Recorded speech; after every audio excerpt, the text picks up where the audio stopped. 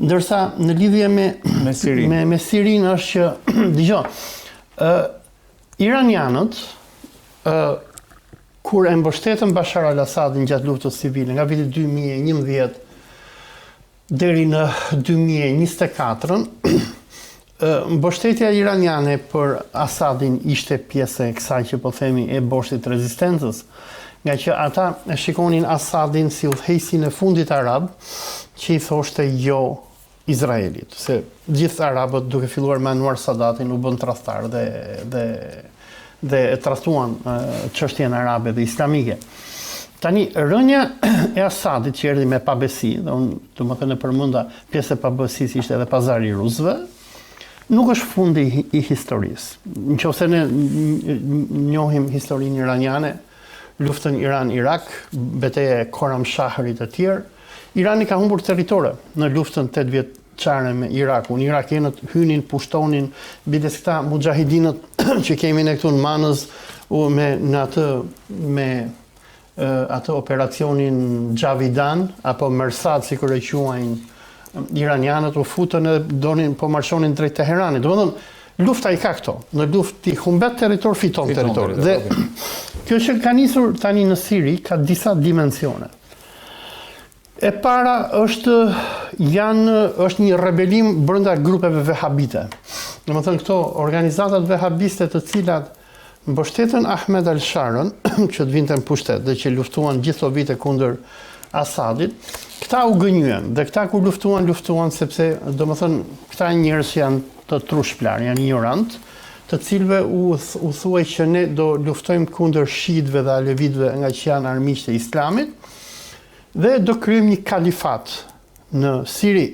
Por ata që po shohin është Ahmed al-Shara ka dalë hapur, apo Abu Muhammad al-Jolani ka dalë hapur që ai është një agent izraelit edhe amerikan. Pra, e para Ahmed al-Shara është shpallur qafir nga grupet xhihadiste që e mbështetën atë. Dhe unë duket e kam përmendur në një nga bisedat që kemi bërë nga Kuala Lumpuri, që ky ka filluar të luftojë grupet xhihadiste që nga Idlibi edhe deri në hyrje të Damaskut. Dhe ajo që po ndodh në ditë, biles po lexoja përpara se të hynim në studio, që luftimet e fundit kanë ndodhur diku në Hama. Në Homs, jo ishin luftime, po ishin dhe protesta. Dhe çfarë po ndodh? Po ndodh një rebelim masiv i këtyre veteranëve xhihadist, dhe duhet të kujtojmë edhe takimin që pati Ahmed al-Shara me ministrin e jashtëm kinez përpara pak ditësh, ku ai i premtoi atij që do i kthente 400 ujgur në Kinë.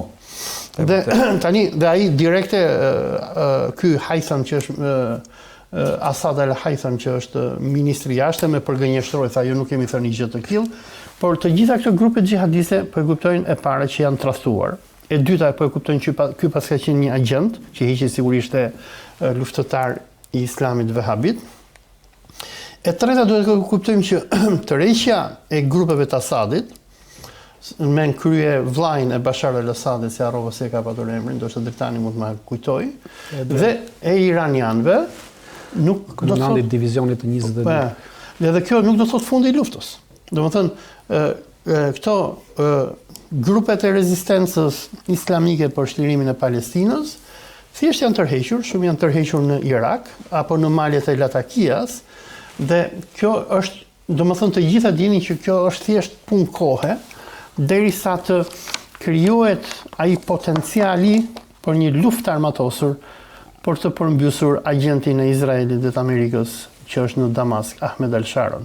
Dhe Ahmed al-Shara ruhet nga amerikanët dhe do të kuptojmë edhe një fakt tjetër, e kemi përmendur më duket në një nga bisedat e tjera që bëm, që gjatë vizitës së Ahmed al-Sharos që takoi edhe Trumpin që i hidhte parfum, amerikanët kanë deklaruar që do ndërtojnë bazë amerikane në Damask. Pse do jetë kjo bazë? Kjo bazë do të jetë sikur janë bazat amerikane në Arabinë Saudite dhe në Kuwait dhe në Katar. Për të luftuar këto rebelim? Për të ruajtur këta diktatorët arab.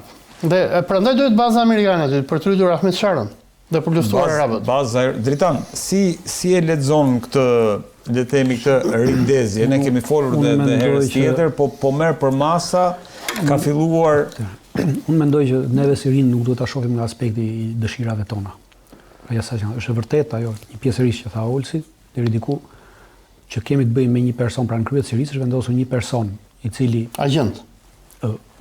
cili u shërben të interesave amerikane dhe interesave të NATO-s dhe interesave të Perëndimit në Siri për të rrëzuar Bashar al-Assadin në mënyrë që Siria të dilte nga boshti i rezistencës, pra përzohet dhe t'i hapi rruga të lirojë ushtria izraelite për të bërë masakrat e saj ndaj palestinezëve dhe ndaj libanezëve. Dhe për t'i hapur rrugë pa Izraelit madh, pasi Siria ishte pengesa kryesore e Izraelit madh. Edhe për ta liruar Izraelin në mënyrë që nesër çdo lloj lufte, çdo lloj sulmi që ta bëj kundrejt Iranit ta ketë shumë më të lehtë, duke bërë sepse Siria ishte pengesë për të bërë çdo lloj lufte kundër Iranit nesër. Pra, për këtë arsye, dhe aktualisht po e kemi, por ama duhet ta shohim edhe nga aspekti i Sirisë aktualisht. E vërtetë që pra kemi një njeri të diskredituar. Shiko, kemi një njeri të organizatave terroriste, një kryetar të një organizate terroriste që i përket edhe Al-Qaidës, i financuar, i ngritur, i promovuar nga Perëndimi. Tashmë ai është bërë president i kësaj Sirie që është. Diktator. Pra, kjo Sirie që është. President, diktator. President është term shumë kështu domethënë. Ka detyrën e presidentit, pa atje gjithë diktator janë, se nuk ka të tjera, veç diktatura kanë lidhje me. Se në nocionin ton president është dikush i zgjedhur nga populli, domethënë, ai erdhi me pushk. Po më do kart. Unë po them detyrën zyrtare që ka. Dhe aktualisht atij duhet për të mbajtur një Siri unitare. Pra që të forcohet një Siri duhet ta forcojë unitetin e kësaj Sirie. Dhe si është problemi i unitetit të kësaj Sirie? Në këtë Siri jetojnë alavitët, shiitët, gjithë. Dhe deri ndje ka qenë propaganda e tyre, teoria e këtyre grupeve terroriste, idiote dhe ignorante ishte që t'i vrasin me këta janë ato që tha se janë armiqtë e Islamit, këta alavitët, shiitët e gjithë tjerë. Tashmë këta alavitë dhe shiitët, kur ky vjen në këtë detyrë që ka të president, gjithë ky perëndimi, por edhe një pjesë tjetër thotë që në rast se ti zotëri do financa, pra do ndihmë financiare që të mbash shtetin, ti duhet të respektosh këto minoritetet sepse nuk e kemi ne problem se ti deri dje i vrave i preve kokat, deri dje po ishte justifikueshme, po sot e mbrapa ne nuk e justifikojmë dot se qytetarët tanë prerjen e kokave të këtyre njerëzve. Dhe për këtë arsye, ai ka vendosur dhe po ndërhyn që këtyre njerëzve të mos u priten në koka siç u priteshin deri dje. Dhe në momentin që ti e bën këtë, atëherë gjithë ata idiotët që vajten nga gjithë bota mbi këtë teorinë që t'i vrasim këta shiitët dhe alavitët dhe gjithë, pra t'i vrasim gjithë ta çfarë nuk janë sunit, sepse këta janë armiqtë e Islamit, tashmë këta ndihen të tradhtuar. Po në realitet, Al-Shara aktualisht është duke vepruar për interes të Sirisë, sepse po se bëri këtë nuk ka ndihmë, po se bëri këtë nuk i hiqen sanksionet, pra Siria zhbëhet si shtet. Dhe interesi i zhbërjes së Sirisë si shtet është interesi izraelit totalisht. Izraeli e ka për qëllim ta zhbëj, edhe Turqia ka për qëllim ta zhbëj Sirinë si shtet, që të marrin territoret e tyre. Dhe ç'a bëri Perëndimi?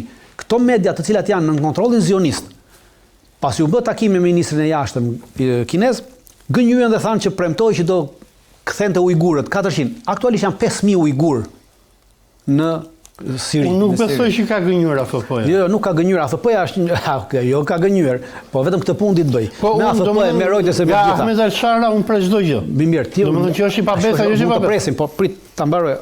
Nuk po them që është burr i mirë. Sepse një njeri që ka prer koka fëmijësh edhe grash nuk është burr i mirë. Pra nuk po diskutojmë atë. Vet, Abu Muhammed. Ore nuk po, ajo është problemi Bagdadin. Atëherë, ajo është lidhja midis tyre është si lidhja midis si besnikëria midis hajdutëve. Dakor, besnikëria midis tyre terroristëve si besnikëria midis hajdutëve. Është për diskutuar.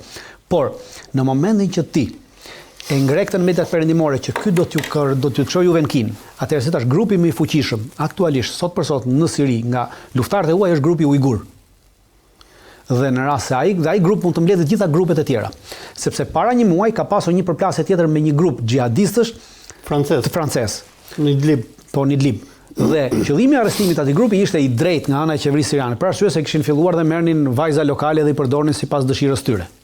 Pra, qëllimi ishte i drejtë i tyre, pavarësisht se pati një përplasje dhe grupet e tjera xhihadiste, pra gjitha ignorantë të tjerë që shkuan dhe që kanë vajtur edhe nga Shqipëria që janë atje, gjithaj dolën në krah grupeve xhihadiste, sepse këta ndihen të tradhtuar, sepse këta aty e kuptojnë xhihadin. Kaq është. Pra kur ti e ke trurin saj kokër vezë plumbi, nuk e çabë, nuk e çishton masaj, ti nuk mund të shtosh vezës plumbit një kek të madh. Nuk e fut dot brenda. Dakor. Vezë e plumbit e fut te keku, po keku se fut dot te veza e plumbit. Po muhabeti është që po lufton me ushtarët e vetën. Po pikërisht sepse ky ka integruar këta brenda ushtrisë vet. Dhe qëllimi është që të dizintegrohet. Prandaj këto mediat perëndimore nën kontrollin zionist, siç është AFP-ja, Reuters e gjitha, po mashtrojnë po gënjejnë në mënyrë që t'i hapin po t'i hapin probleme Ahmet al-Sharës, në mënyrë që Ahmet al-Shara dhe qeveria Ahmet al-Sharës të mos mund ta kontrollojë dot territorin me forcat e saj. Pra, territori sirian të fragmentizohet. Në momentin që fragmentizohet territori sirian, atëherë izraelitët po fragmentizuar janë të parë që përfitojnë sepse marrin Al-Suedën edhe gjithatë në kontroll, ndërkohë që qeveria siriane tashmë është në bisedime me qeverinë ruse që forcat ruse të vendosen në Al-Sueda dhe të largojnë forcat izraelite. Pra izraelitët shohin këtë si kërcënim, nuk dalin dot kundra Rusisë, sepse kanë probleme të mëdha dhe kjo është një marrëveshje që është bërë midis amerikanëve dhe rusëve, pra që derisa rusët ju është propozuar rusëve që ty në këtë territor, domethënë amerikanët janë dakord në këtë aspekt dhe izraelitët duke qenë se s'dalin dot as kundër amerikanëve dhe as kundër rusëve, atë çfarë bëjnë? Nxisim këtë, e fragmentizojmë terrenin dhe rusët kur fragmentizohet heqin dorë dhe nuk vim sepse terreni është fragmentizuar, lufta po rritet dhe neve kemi problem me ushtarët tanë më dhe për këtë arsye lënë. Dhe ky është skenari i gjithë. Pra ta fragmentizojmë dhe ta shkatarrojmë totalisht që Al-Shara të mos mund e menaxhojë dhe kontrollojë Sirinë si Siri unitare. Në qartë. Dhe në momentin që Siria nuk është më unitare, atëherë izraelitët e kontrollojnë gjithçka, por ama mos uniteti i Sirisë në këtë aspekt do të kemi i intereson edhe Iranit. Pra në këtë aspekt, Izraeli dhe Irani janë bashkë. Nuk është bashkëpunimi midis tyre, por interesi është i përbashkët. Kaosi i shërben, sepse Irani shërben dizintegrimi i Sirisë për ta përdorur atë si territor, për të paguar para për Hezbollahun për të kaluar, sepse në rast se ti nuk e kontrollon të territorin nga ana shtetërore, atëherë me para Irani do vazhdoj të bëjë atë që thash pak më parë që i përdor ato kanalet, por do t'i shtojë këto kanalet sepse dezintegrohet totalisht. Pra në këtë aspekt, shikoni çfarë bën. Kjo gjeopolitika, armiqtë e dieshëm i bën miq sot.